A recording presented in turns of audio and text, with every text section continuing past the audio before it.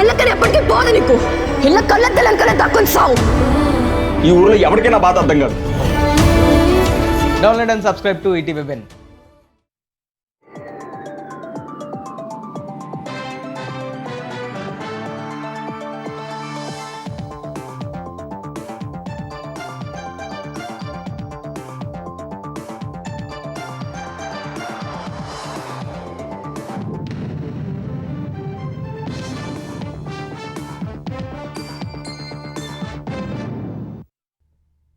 నమస్కారం, ఈటీవీ న్యూస్కి స్వాగతం. ముందుగా ముఖ్యాంశాలు.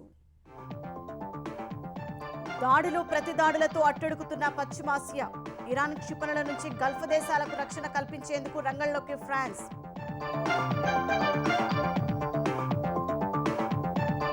హర్ముజ్ జలసంధిలో చమురు ఓడలకు భద్రత కల్పిస్తామన్న ట్రంప్. ఇరాన్ త్రివిధ దళాల్లో చాలా మంది మరణించారని వెల్లడి.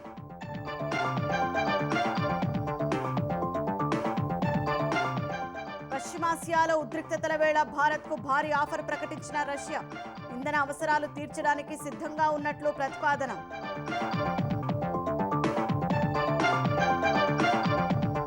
అర్హులందరికీ సంక్షేమ పథకాలు అందాలన్న రేవంత్ రెడ్డి. ప్రభుత్వం చేస్తున్న సాయంపై విస్తృత ప్రచారం చేయాలని కలెక్టర్లకు దిశానిర్దేశం.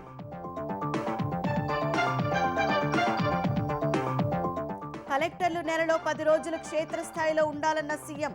ఇసుక మాఫియా అక్రమ మైనింగ్ పట్ల కఠినంగా వ్యవహరించాలని ఆదేశాలు. ఆంధ్రప్రదేశ్లో 4వ హైస్పీడ్ రైల్ కారిడార్ దిశగా అడుగులు. విజయవాడ విశాఖ మధ్య ఏర్పాటు చేసేందుకు రైల్వే శాఖ ప్రతిపాదనలు. రాజమహేంద్రవరానికి పోలవరం ప్రాజెక్టు అథారిటీ కార్యాలయం తక్షణమే తరలించాలని పీపీఏ సీఈఓకు కేంద్ర జలశక్తి శాఖ ఆదేశాలు.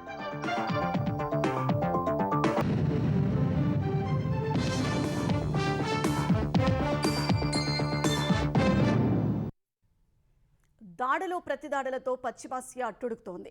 ఇరాన్లోని టెహరాన్తో పాటు లెబనాన్లోని బీరూట్పై అమెరికా, ఇజ్రాయెల్ బాంబుల వర్షం కురిపిస్తున్నాయి.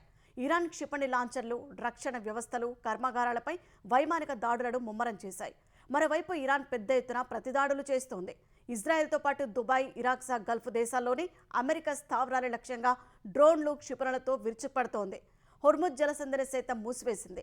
ఈ క్రమంలో అణుశక్తితో పనిచేసే విమాన వాహక నౌకను ఫ్రాన్స్ పశ్చిమాసియాకు పంపింది. పశ్చిమాసియాలో యుద్ధం అంతకంతకు తీవ్రమవుతోంది. అమెరికా, ఇజ్రాయెల్ సంయుక్తంగా ఇరాన్లోని టెహరాన్తో పాటు లెబనాన్లోని బీరూట్పై బాంబుల వర్షం కురిపిస్తున్నాయి. ఇరాన్లో 2 అణు కేంద్రాలతో పాటు సుప్రీం లీడర్ ఎన్నిక జరిగే భవనంపైన క్షిపణులతో విరుచుకుపడ్డాయి. ఇరాన్ అణు కార్యక్రమాల్ని తాము గుర్తించలేమని అక్కడి ప్రభుత్వం భావించిందన్న ఇజ్రాయెల్ పక్కా సమాచారంతో రహస్య అణు కేంద్రాల్ని ట్రాక్ చేసి మరీ ధ్వంసం చేసినట్లు తెలిపింది. డ్రోన్లతో పాటు తమ యుద్ధ విమానాలు టెహరాన్ అంతటా ప్రధాన కార్యాలయాలపై విరుచుకుపడుతున్నట్లు పేర్కొంది.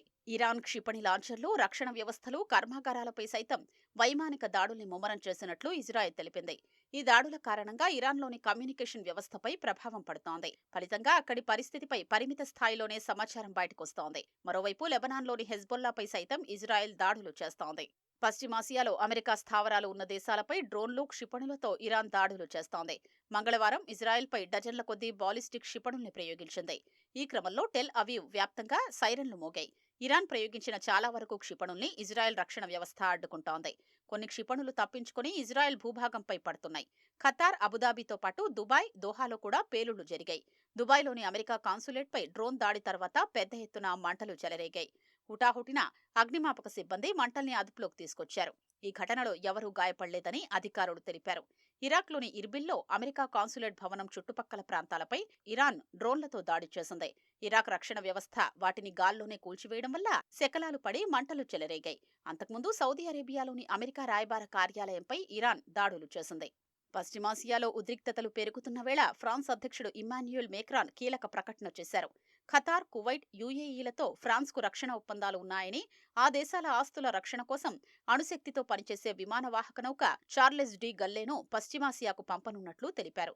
ఎయిర్వింగ్, రక్షణ ఫ్రిగేట్లు కూడా వెళ్లనున్నట్లు చెప్పారు. రఫేల్ ఫైటర్ జెట్లు, రాడార్ వ్యవస్థల్ని మధ్యప్రాచ్యంలో మోహరించినట్లు మేక్రాన్ వివరించారు. మరోవైపు ప్రపంచ చమురు రవాణాలో అత్యంత కీలకమైన హర్మూజ్ జలసంధిని ఇరాన్ మూసివేస్తున్నట్లు ప్రకటించిన నేపథ్యంలో అమెరికా అధ్యక్షుడు ట్రంప్ తమ నేవీని రంగంలోకి దింపుతామని చెప్పారు. హర్మూజ్ జలసంధిలో ట్యాంకర్లకు తమ నౌకాదళం రక్షణ కల్పిస్తుందని తెలిపారు. ఇరాన్ త్రివిధ దళాల్ని దెబ్బతీశామన్న ఆయన తమ సైన్యం బాగా పోరాడుతోందని చెప్పారు.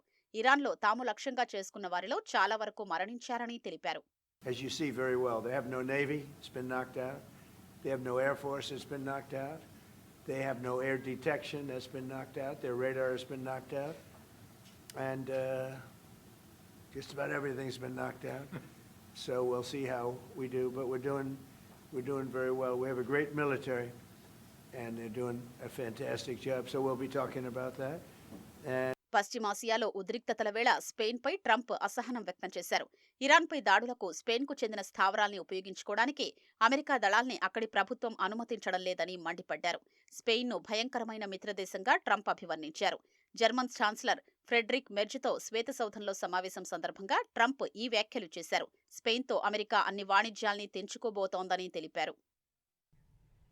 పశ్చిమాసియాలో ఉద్రిక్తతల వల్ల చమురు, సహజ వాయువు సరఫరాకు అంతరాయం కలిగితే భారత ఇంధన అవసరాలను పూర్తిగా తీర్చడానికి సిద్ధంగా ఉన్నట్టు రష్యా తెలిపింది. రష్యన్ ఫెడరేషన్ రాయబార కార్యాలయానికి చెందిన ఓ అధికారి పీటీఐ వార్తా సంస్థకు ఈ విషయాన్ని వెల్లడించారు. ఇరాన్ డ్రోన్ దాడి వల్ల మార్చి 2న ఖతార్ ఎనర్జీ తన ఉత్పత్తిని నిలిపివేసిన క్రమంలో భారత్కు మాస్కో ఇచ్చిన ఈ హామీ ప్రాధాన్యం సంతరించుకుంది. ఇరాన్ డ్రోన్ దాడుల వల్ల రస్ లఫాన్, మెసైద్ పారిశ్రామిక నగరాల్లోని కీలక మౌలిక సదుపాయాలు దెబ్బతిన్నాయి. దీనికి తోడు అంతర్జాతీయ వాణిజ్యానికి కీలకమైన హోర్ముజ్ జలసంధిని ఇరాన్ దిగ్బంధించడం వల్ల ఇంధన సరఫరాకు ఆటంకం కలుగుతోంది. ముడి చమురు, ఎల్ఎన్జీ దిగుమతుల కోసం పశ్చిమాసియాపైనే భారత్ ఎక్కువగా ఆధారపడుతోంది. అయితే పశ్చిమాసియాలో ఉద్రిక్తతల వల్ల తలెత్తే స్వల్పకాలిక అంతరాయాలను ఎదుర్కోవడానికి దేశంలో తగినంత ముడి చమురు, పెట్రోల్, డీజిల్, ఏటీఎఫ్ నిల్వలు ఉన్నాయని కేంద్రం ఇప్పటికే తెలిపింది. పశ్చిమాసియాలో ఉద్రిక్తతల వేళ విమానయాన సంస్థలు తమ షెడ్యూల్లో మార్పులు చేశాయని పౌర విమానయాన శాఖ తెలిపింది. అందులో భాగంగా ఇవాళ పశ్చిమాసియాకు మొత్తం 58 విమానాలను నడపాలని యోచిస్తున్నట్లు వెల్లడించింది. ఈ విమానాల్లో ఇండిగోకు చెందిన 30, ఎయిర్ ఇండియాకు చెందిన 23 విమానాలు ఉన్నాయి.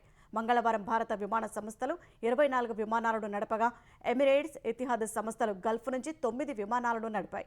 గల్ఫ్లో చిక్కుకుపోయిన ప్రయాణికుల కోసం అదనపు విమానాలను ఏర్పాటు చేస్తున్నారు. విదేశీ విమానయాన సంస్థలు భారత రాయబార కార్యాలయాలతో సమన్వయం చేసుకుంటూ ప్రయాణికులను సురక్షితంగా తరలిస్తున్నారు. ఈ క్రమంలో విమాన టికెట్ ధరలు అడ్డగోలుగా పెరగకుండా కేంద్రం నిరంతరం పర్యవేక్షిస్తోంది. కొందరు కలెక్టర్లు క్షేత్రస్థాయిలో పర్యటించడం లేదని ముఖ్యమంత్రి రేవంత్ రెడ్డి మరోసారి అసంతృప్తి వ్యక్తం చేశారు. కలెక్టర్లు ప్రతి నెల కనీసం 10 రోజులు క్షేత్రస్థాయి పర్యటనకు వెళ్లాల్సిందేనన్న ఆయన, లేకపోతే చర్యలు తప్పవని స్పష్టం చేశారు. ఇసుక మాఫియా, అక్రమ మైనింగ్ జరిగినట్లు తెలిస్తే వెంటనే ఆ జిల్లా కలెక్టర్, ఎస్పీని సస్పెండ్ చేస్తామని సచివాలయంలో జరిగిన కలెక్టర్ల సమావేశంలో సీఎం హెచ్చరించారు. ప్రభుత్వం చేపడుతున్న ప్రజాపాలన ప్రగతి ప్రణాళిక కార్యక్రమాన్ని విజయవంతం చేయాలని కలెక్టర్లకు సీఎం పిలుపునిచ్చారు. తెలంగాణలో ఈ నెల 6 నుంచి జూన్ 12 వరకు ప్రభుత్వం చేపడుతున్న 99 రోజుల ప్రజాపాలన ప్రగతి ప్రణాళిక యాక్షన్ ప్లాన్ను అత్యంత బాధ్యతతో ఫలితాలపై దృష్టి సారించి అమలు చేయాలని కలెక్టర్లను ముఖ్యమంత్రి రేవంత్ రెడ్డి ఆదేశించారు. ఈ 3 నెలలు ప్రతి కలెక్టర్ పనితీరుకు కొలమానమని, వారి సర్వీస్ కెరీర్కు పునాదిగా నిలుస్తుందన్నారు. ఈ మేరకు సచివాలయంలో జరిగిన కలెక్టర్ల కాన్ఫరెన్స్ లో దిశానిర్దేశం చేశారు. నిజమైన లబ్ధిదారులందరికీ సంక్షేమ పథకాలు అందేలా చూడాలన్న సీఎం ప్రభుత్వం అందిస్తున్న లబ్ధిని 99 రోజుల ప్రణాళికలో భాగంగా నిర్వహించే గ్రామ సభల్లో ప్రజలకు వివరించాలని సూచించారు. రేషన్ కార్డులు, సన్నబియ్యం, 200 యూనిట్ల వరకు ఉచిత విద్యుత్, ఇందిరమ్మ ఇళ్లు వంటి పథకాలపై విస్తృత ప్రచారం చేయాలన్నారు. ప్రజల్ని నేరుగా కలిసే అధికారం, అభివృద్ధి, సంక్షేమ కార్యక్రమాల్ని క్షేత్రస్థాయిలో అమలు చేసే బాధ్యత కలెక్టర్లపైనే ఉందని గుర్తు చేశారు. కలెక్టర్లు ప్రతి నెల కనీసం 10 రోజులు క్షేత్రస్థాయి పర్యటనకు వెళ్లాలని ఆదేశించారు. పర్యటనలకు వెళ్లని వారిపై చర్యలు తీసుకుంటామని హెచ్చరించారు. కలెక్టర్ల పనితీరును ఎప్పటికప్పుడు మదింపు చేసి తనకు నివేదికను అందించాలని సీఎస్ రామకృష్ణారావును ఆదేశించారు.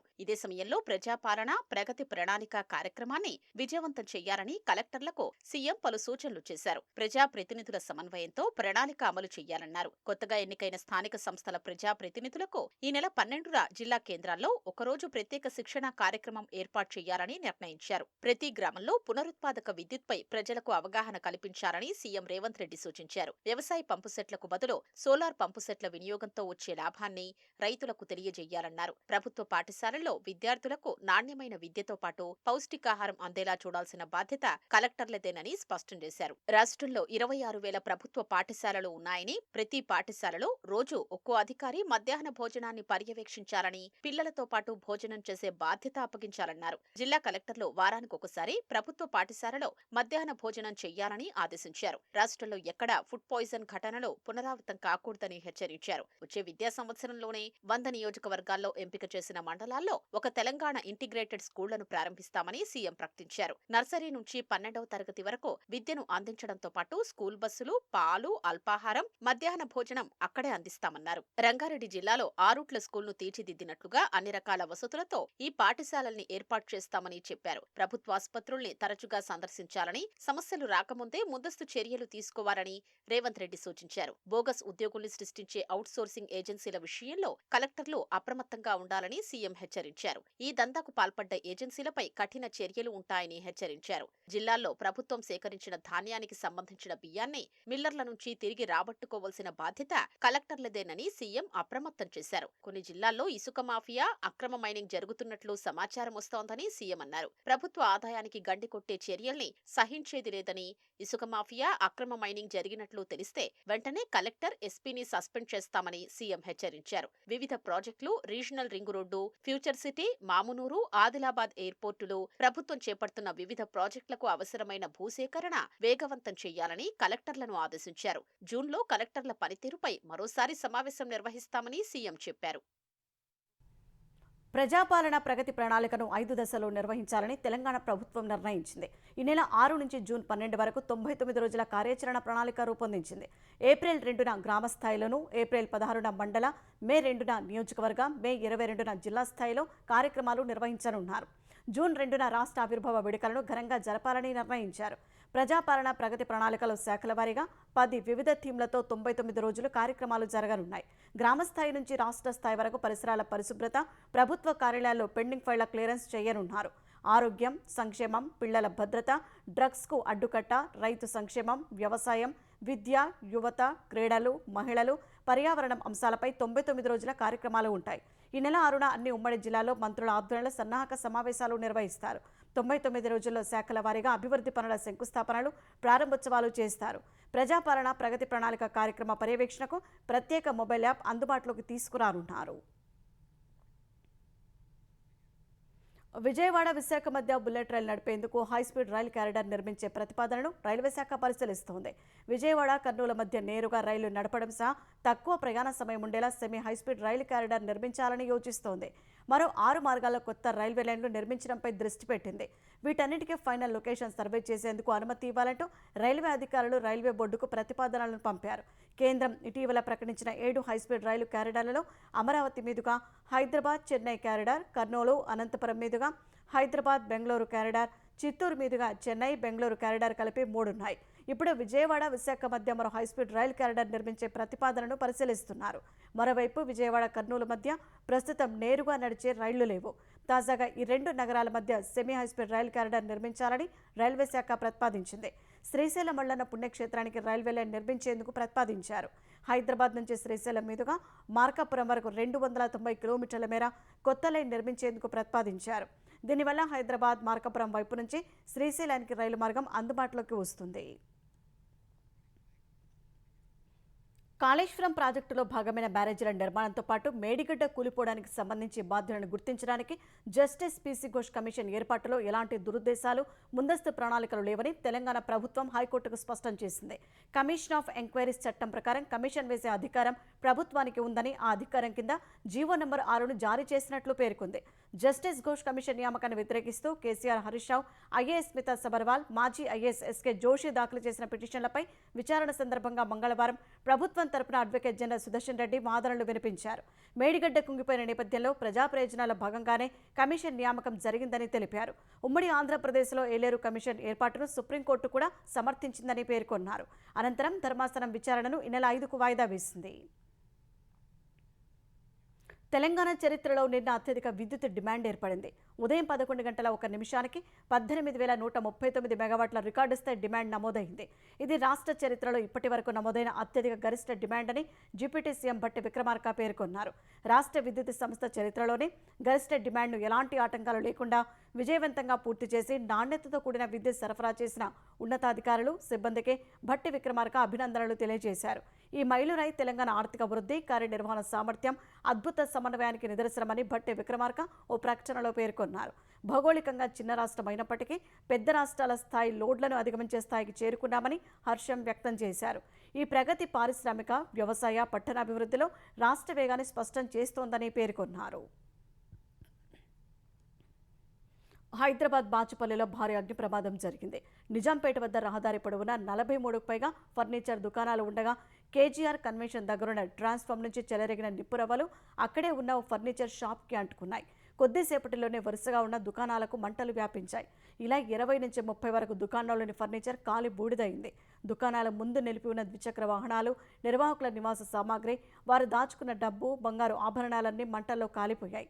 ఒక్కో దుకాణంలో 30 లక్షల రూపాయల వరకు సామాగ్రి ఉంటుందని నిర్వాహకులు చెబుతున్నారు. కళ్ల ముందే కాలిపోతున్న ఆస్తిని కాపాడుకోలేక నిర్వాహకులు బోరున విలపించారు. ప్రమాద సమాచారం అందుకున్న అగ్నిమాపక సిబ్బంది తీవ్రంగా శ్రమించి 6 ఫైర్ ఇంజన్ల సాయంతో మంటలు అదుపు చేశారు. ఘటనలో ఎలాంటి ప్రాణనష్టం జరగకపోవడంతో అందరూ ఊపిరి పీల్చుకున్నారు.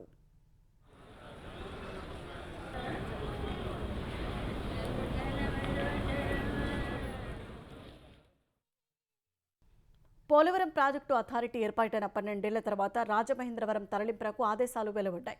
హైదరాబాద్లో ఉన్న అథారిటీ కార్యాలయాన్ని వెంటనే రాజమహేంద్రవరం తరలించాలని కేంద్ర జలశక్తి శాఖ ఆదేశాలు జారీ చేసింది. ఈ మేరకు జలశక్తి శాఖ డిప్యూటీ కార్యదర్శి బిఎల్ మీనా పోలవరం అథారిటీ ముఖ్య కార్యనిర్వహణాధికారికి లేఖ రాశారు. చీఫ్ ఇంజనీరు, డిజైన్ల విభాగంతో సహా అందరినీ తరలించాలని అందులో పేర్కొన్నారు.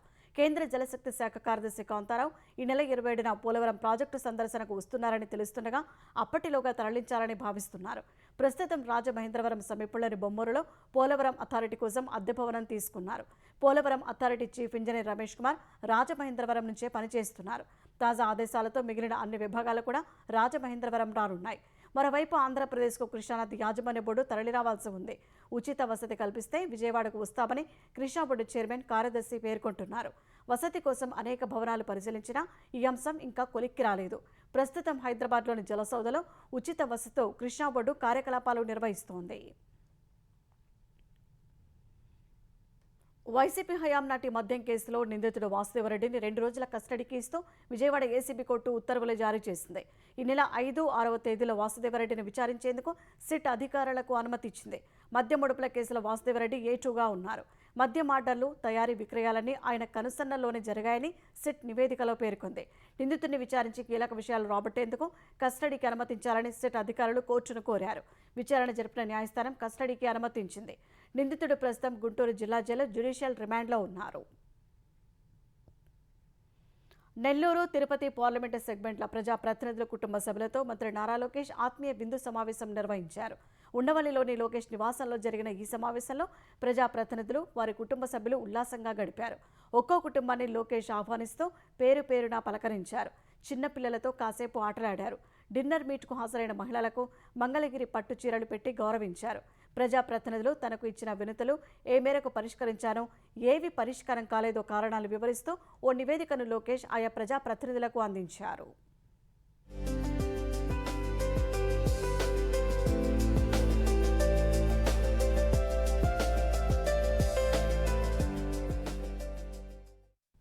శ్రీవారి లడ్డూలో కల్తీ నెయ్యి అంశంపై ఆంధ్రప్రదేశ్ ప్రభుత్వం నియమించిన ఏకసభ్య కమిషన్ దర్యాప్తు ప్రారంభించింది.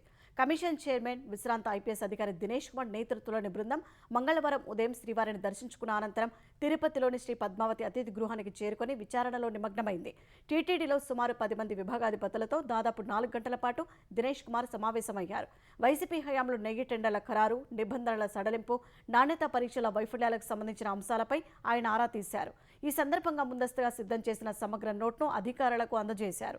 అందులోని ప్రతి అంశంపై పూర్తిస్థాయి వివరాలు, దస్త్రాలు సమర్పించాలని ఆదేశించారు. విచారణకు సంబంధించిన అంశాలను అత్యంత గోప్యంగా ఉంచాలని స్పష్టం చేశారు. విచారణ సజావుగా సాగేందుకు వీలుగా పద్మావతి అతిథి గృహంలోని ఎక్స్టెన్షన్ భవనం మొదటి అంతస్తును కమిషన్ కార్యాలయంగా ఖరారు చేశారు.